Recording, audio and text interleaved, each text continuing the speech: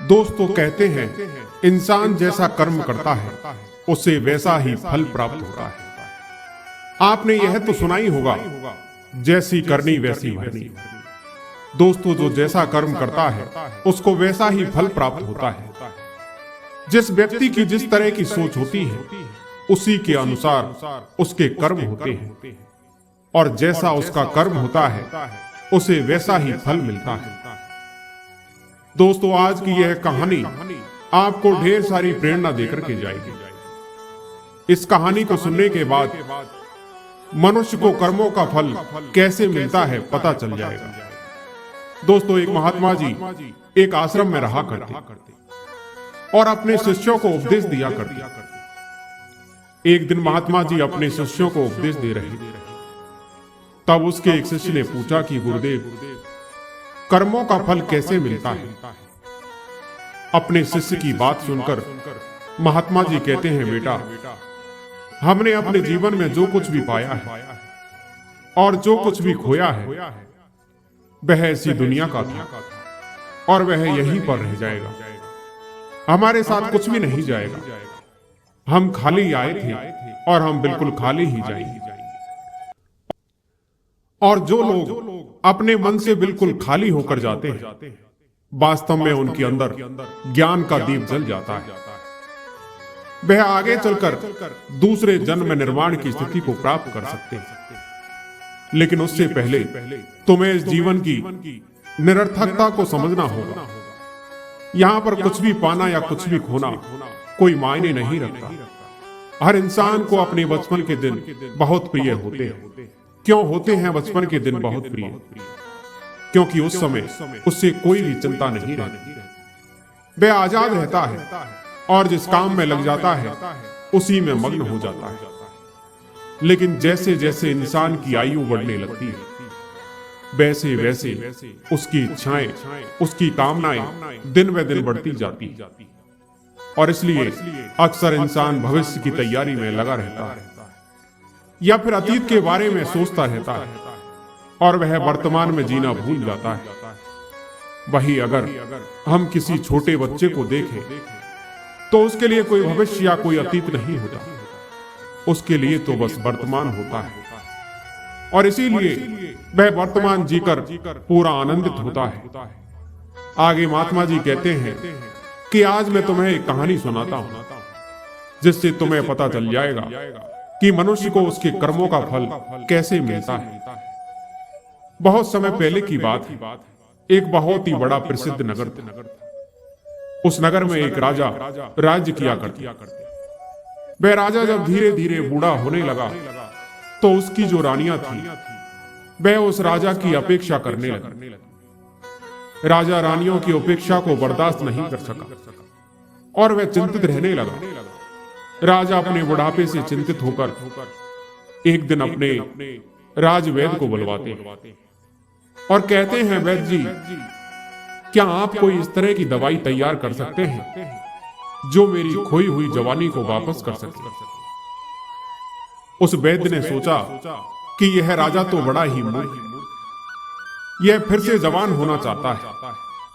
यह जानता है कि इस संसार में व्यक्ति यदि एक बार बूढ़ा हो गया तो दोबारा वह जवान नहीं हो सकता।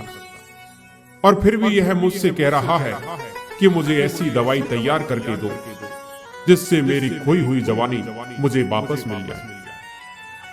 यह राजा जब इतना मूर्ख है तो इससे धन निकलवाना कोई बुरी बात नहीं होगी। इसलिए मैं कोई ऐसी तरकीब लगाता हूं जिससे यह राजा मेरी ही चाल में फंस जाए। अब तो उस राजवैद्य के मन में राजा के प्रति जो भावनाएं थी वह अच्छी नहीं थी। वह उससे धन लेना चाहता था और उस राजा की मूर्खता पर वह उसका राजपाट भी हड़प लेना चाहता था। उस वैद्य ने कहा कि राजन दवा तो मैं तैयार कर सकता हूं और उस दवा से मैं जानता हूं कि आपको पूरी तरह से लाभ भी होगा। लेकिन इसके लिए मेरे द्वारा जो भी बातें हैं वह आपको स्वीकार करनी होगी और मेरी सभी बातों को मानना होगा। राजा ने पूछा कि कौन सी बातें? उस वैद्य ने कहा कि इसके लिए आपको करीब 6 महीने तक तहखाने में रहना होगा। राजा ने कहा कि किस लिए?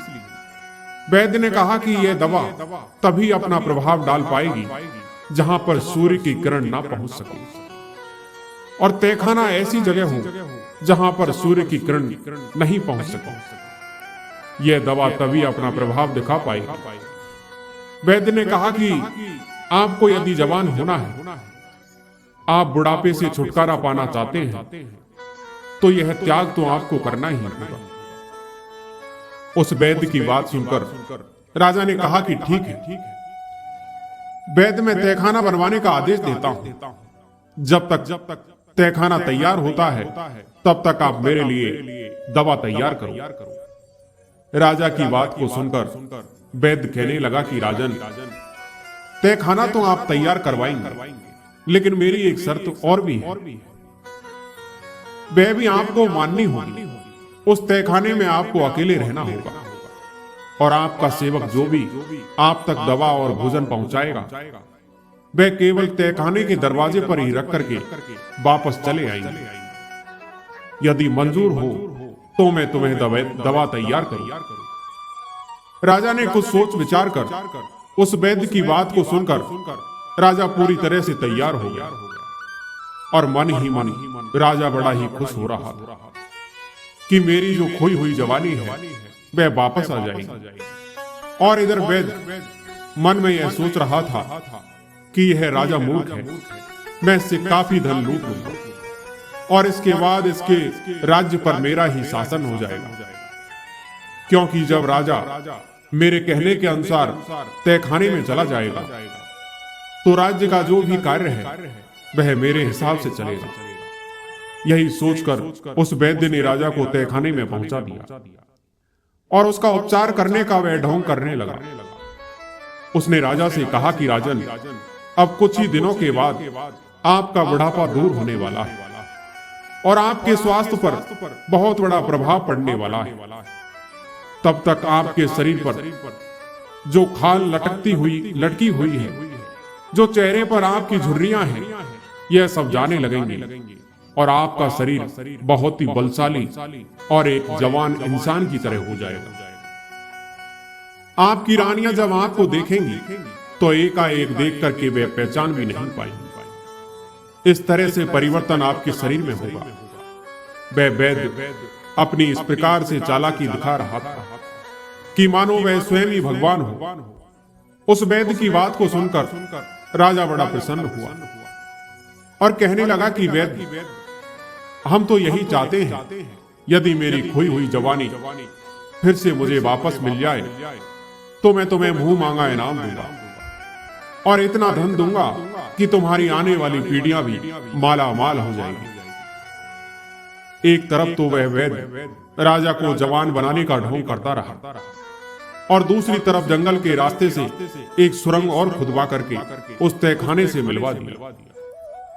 इसके बाद वह वैद्य एक ऐसे व्यक्ति की तलाश करने लगा जो राजा का बिल्कुल हम शक्ल हो, जिसकी शक्ल राजा से मिलती जुलती हो, लेकिन वह व्यक्ति जवान होना चाहिए। एक दिन वैद्य जंगल के रास्ते से होकर जा रहा था।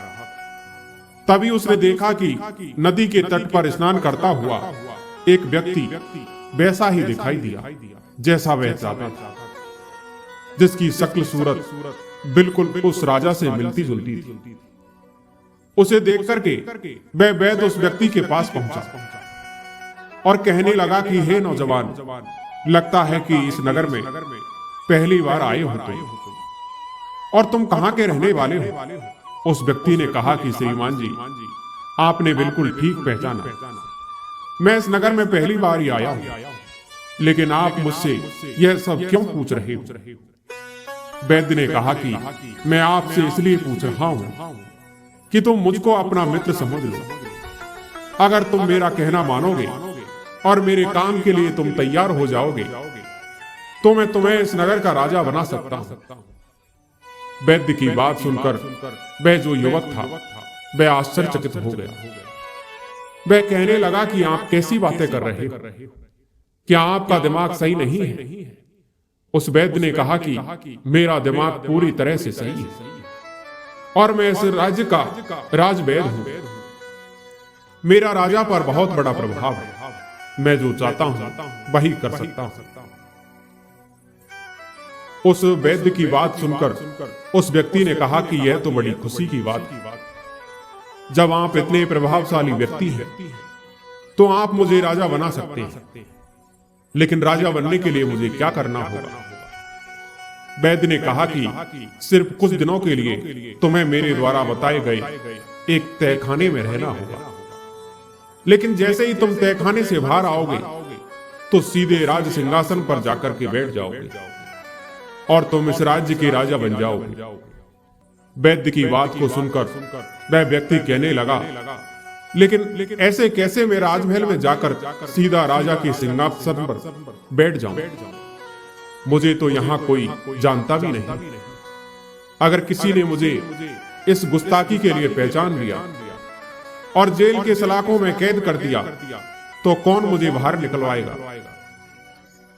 वह युवक थोड़ी देर के लिए तो डर गया था, लेकिन वैद्य ने जैसे तैसे करके उस व्यक्ति को इस काम के लिए मना लिया और कहा कि तुम मैं जैसा कहता जाऊं वैसा करते जाओ तो तुम कुछ ही समय में इस राज्य का राजा बन जाओगे। उस व्यक्ति ने कहा कि मुझे आपका यह प्रस्ताव स्वीकार है। बता दीजिए मुझे कितने दिनों तक इंतजार करना होगा? उस वैद्य ने कहा कि तुम्हें कुछ ही महीनों के लिए तहखाने में रहना होगा। इसके बाद तुम्हारा इंतजार खत्म हो जाएगा। बहुत कम समय में ही तुम्हारा इंतजार खत्म हो जाएगा। ज्यादा से ज्यादा 1-2 महीने तक तुम्हें तहखाने में रहना होगा।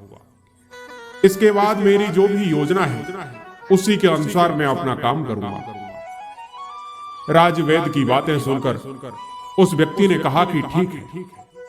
पास ही में एक गांव पड़ता है, उसी गांव के बाहर एक झोंपड़ी है, वहीं पर मैं रहता हूं। यदि आप चाहें तो किसी भी युवक को या खुद आकर के मुझे वहां से बुला सकते हैं। उस वैद्य ने कहा कि ठीक है। फिर वह वैद्य वहां से वापस आया और उसने अपनी योजना को तेज कर दिया। एक रात की बात है, उस वैद्य ने क्या किया कि जो वह बूढ़ा राजा था उसके खाने में चुपके से जहर मिला दिया और उस जहर के कारण उस राजा की मृत्यु हो गई। तो वह जो वैद्य था वह राजा की लाश को कंधे पर लाद करके उस सुरंग के रास्ते से बाहर निकल गया और जंगल में जाकर के एक बड़ा सा कुआं था, उसी में राजा की लाश को फेंक दिया और फिर वहीं सुरंग के रास्ते उस व्यक्ति को उसी तहखाने में लाकर के वहां बिठा दिया और उससे कहने लगा कि तुम्हें यहाँ कुछ ही दिन जो भी कष्ट है वह सहना पड़ेगा। जैसे ही तुम्हारी दाढ़ी और मूंछें बड़ी हो जाएगी और फिर तुम एक राजा के जैसे दिखाई देने लगोगे, मैं तुम्हें निकाल करके सीधे राजभवन में पहुंचा दूंगा और तुम इस तरह से रहना कि जैसे बुढ़ापे से छुटकारा पाकर तुम नई तरह से जवान हुए हो। उस व्यक्ति ने कहा कि यदि मुझे किसी ने पहचान लिया तो क्या होगा? वह वैद्य बहुत ही चालाक था।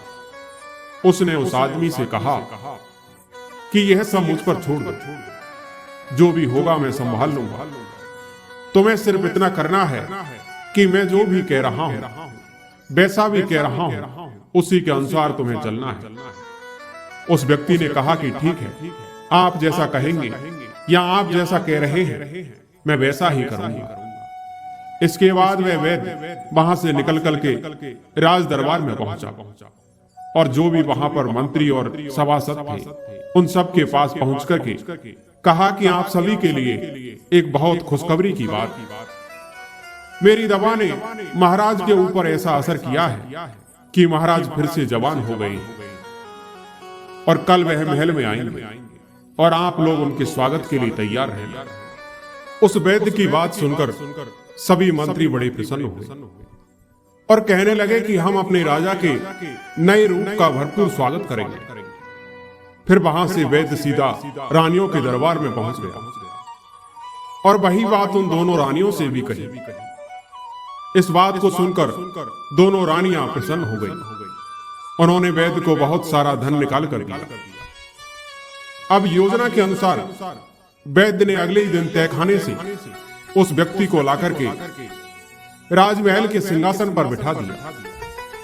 फिर उस नए राजा को सभी रानियां और वहां के मंत्री देख करके हैरान हो जाते, क्योंकि वह राजा बिल्कुल एक युवा पुरुष दिखाई देने लगा। फिर भी उनकी दोनों रानियां और उनके मंत्री इस बात से सहमत हो गई थी कि यही उनके राजा है। इतना ही नहीं, उस वैद्य ने राजा बने युवक से यह भी कहा था कि राजन, आपका जो पुराना नाम था वह आप बदल दीजिए, क्योंकि अब आपका शरीर भी नया हो गया है, इसलिए आपका नाम भी नया होना चाहिए। उस व्यक्ति ने कहा कि वैद्य जी, आपसे अच्छा नाम और कौन रख सकता है? जब आपने मुझे बुढ़ापे से जवान बना दिया है, तो आप एक अच्छा सा नाम सोच करके रख दीजिए। फिर उस वैद्य ने जो भी नाम राजा का रखा वह सभी को पसंद आया और सभी ने उसकी सराहना की। अब एक नए नाम से वह राजा जाने लगा। इस नए राजा से उस राजा की राजमहल में जय जयकार होने लगी। कुछ दिन तो राजा और जो वैद्य था वह सब एक दूसरे के इशारों पर चलते रहे, लेकिन परिस्थितियां जब उस राजा के अनुकूल जब हो गई और सब कुछ सामान्य हो गया, तो उसने वैद्य की अपेक्षा करना शुरू कर दिया। यह देख करके वह वैद्य जो था वह बड़ा ही दुखी होने लगा। एक दिन उसने एकांत में राजा से कहा कि राजन, सिंहासन प्राप्त करते ही आपने मेरी उपेक्षा करना शुरू कर दिया। आपको याद है, आपने मुझको वचन दिया था। उस वैद्य की बात सुनकर वह राजा कहने लगा कि कैसा वचन, किस वचन की बात कर रहे हो? वैद्य ने कहा कि मैं उस वचन की बात कर रहा हूं जो आपने मुझसे पहले वादा किया था कि आप भविष्य में राजकाज मेरे ही आदेश के अनुसार चलाएंगे, लेकिन आप तो मुझसे कुछ भी नहीं पूछते। राज्यकार तो अब आप मंत्रियों के परामर्श से ही चलाते हो। फिर राजा ने उस वैद्य से कहा कि तुम वैद्य हो, मंत्री नहीं, इसलिए तुम्हारा परामर्श लेना मेरे लिए आवश्यक नहीं।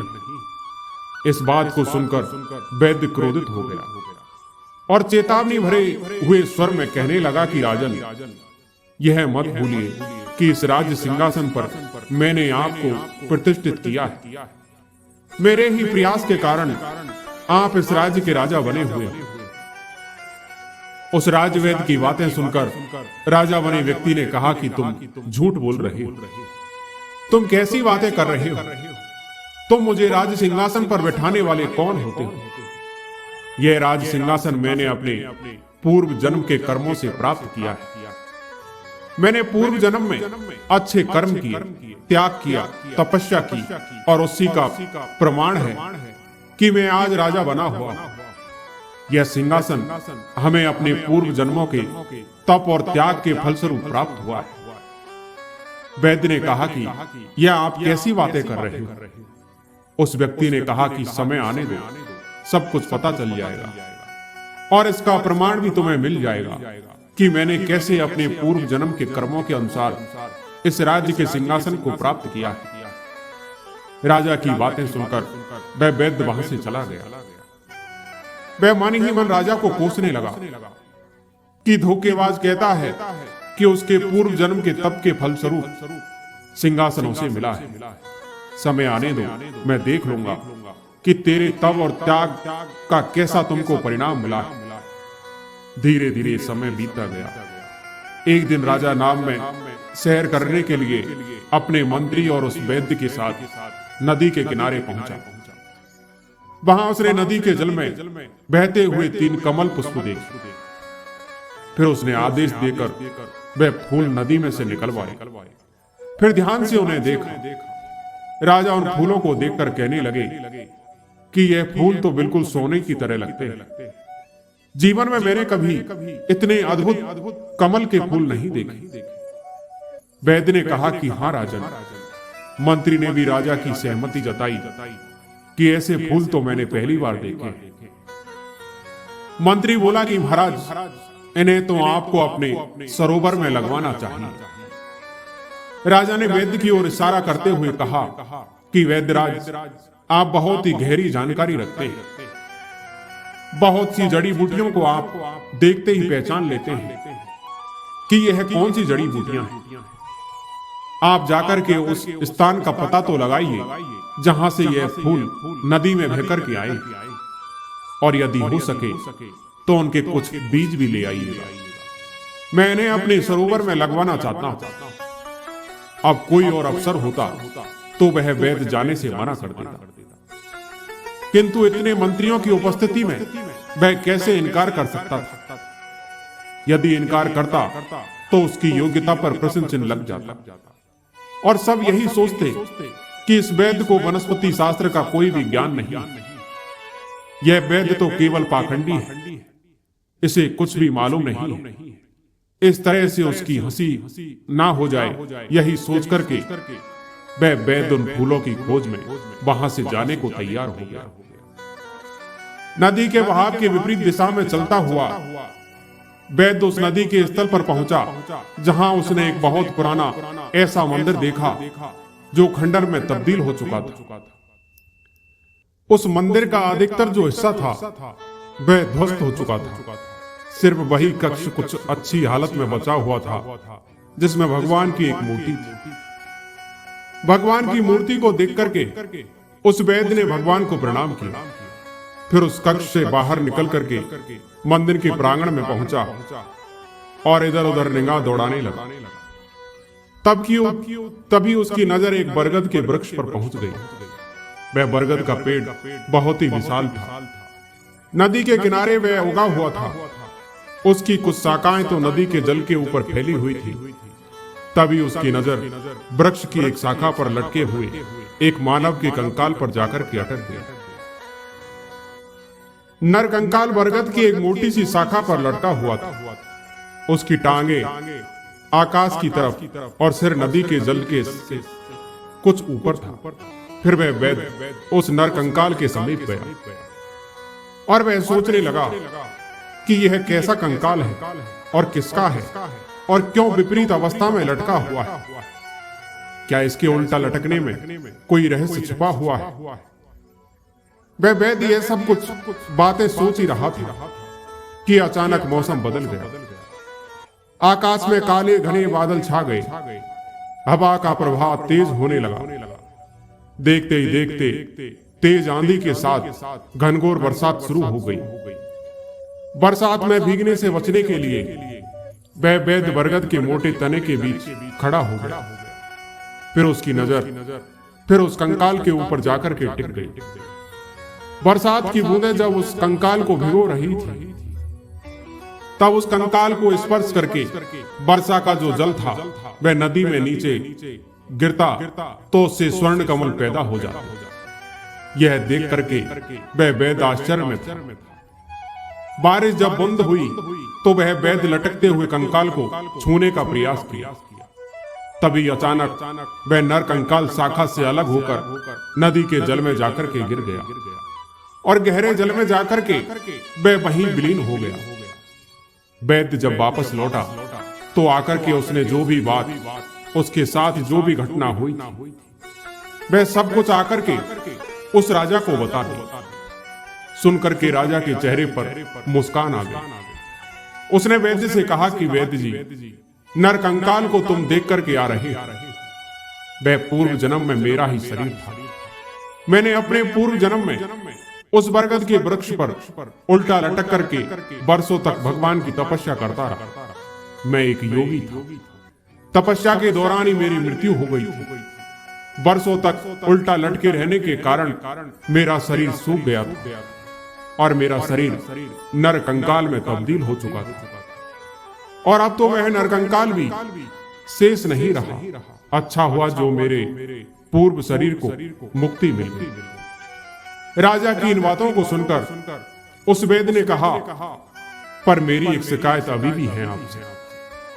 मेरे प्रयासों से आप राजा बने और आप अभी भी मेरी उपेक्षा कर रहे हैं। उस राजा ने कहा, राजवैद्य, यही तो तुम्हारा भ्रम है। मैंने तुम्हें बताया तो था कि यह राजपाट मुझे मेरे पूर्व जन्म के कर्मों के फल के कारण मिला है। उस वैद्य ने कहा कि तो फिर मेरे प्रयास का कोई मतलब नहीं। राजा ने कहा कि तुमने जितने काम किए सब अपने स्वार्थ के कारण ही किए।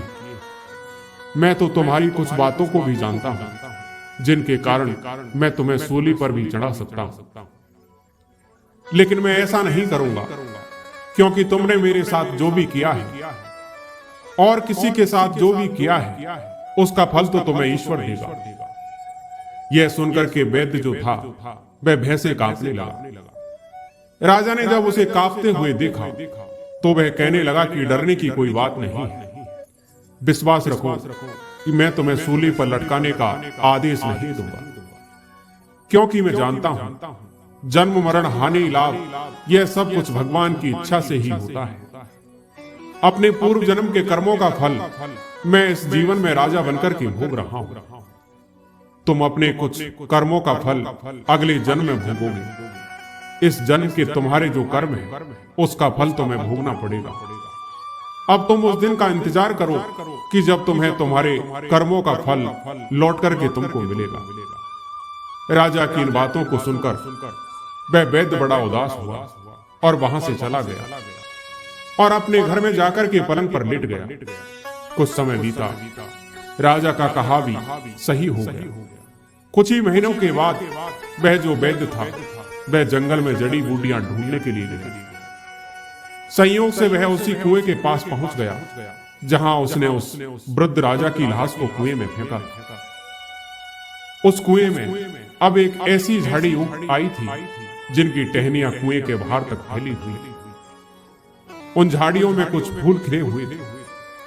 उन फूलों को देखकर वह वैद्य उन पर मंत्रमुग्ध हो गया और उनको तोड़ने के लिए वह अपने आप को रोक नहीं पाया। वह कुएं के पास जैसे ही पहुंचा और नीचे झुक करके जैसे ही फूल तोड़ने का प्रयास करने लगा, तभी एकाएक उसका पैर फिसल गया और वह उस कुएं में जाकर के गिर गया। उस वैद्य ने सहायता के लिए बहुत आवाज लगाई, लेकिन उस सुनसान घने जंगल में उसकी इस आवाज को सुनने वाला वहां कोई नहीं था और उसे बचाने के लिए कोई भी नहीं आया। और आखिरकार वही परिणाम हुआ। भूखा प्यासा वैद्य उस कुएं में तड़प तड़प करके मर गया। दोस्तों, मनुष्य को अपने बुरे और अच्छे कर्मों का फल एक ना एक दिन भोगना पड़ता है। इसलिए हर व्यक्ति को अपने जीवन में हमेशा अच्छा कर्म करना चाहिए। ना तो किसी का बुरा सोचना चाहिए और ना ही किसी के साथ बुरा करना चाहिए और ना ही किसी को कष्ट देकर रुलाना चाहिए। जो मनुष्य अपने जीवन में एक सच्चा व्यक्ति बनकर के रहता है, हमेशा उसी की जीत होती है। मनुष्य को सत्कर्म करना चाहिए। व्यक्ति को मान सम्मान यश कीर्ति सत्कर्म से ही प्राप्त होगी और सदाचार से ही प्राप्त होगी। यही मनुष्य का सच्चा और अच्छा जीवन होता है। हर व्यक्ति को अपने जीवन में इसी राह पर चलना चाहिए। इस प्रकार से उन महात्मा जी ने अपने शिष्य को यह पाठ पढ़ाया। दोस्तों, उम्मीद करता हूं कि आप लोगों को यह कहानी पसंद आई होगी। कहानी पसंद आई हो तो वीडियो को लाइक और सब्सक्राइब जरूर करें। धन्यवाद।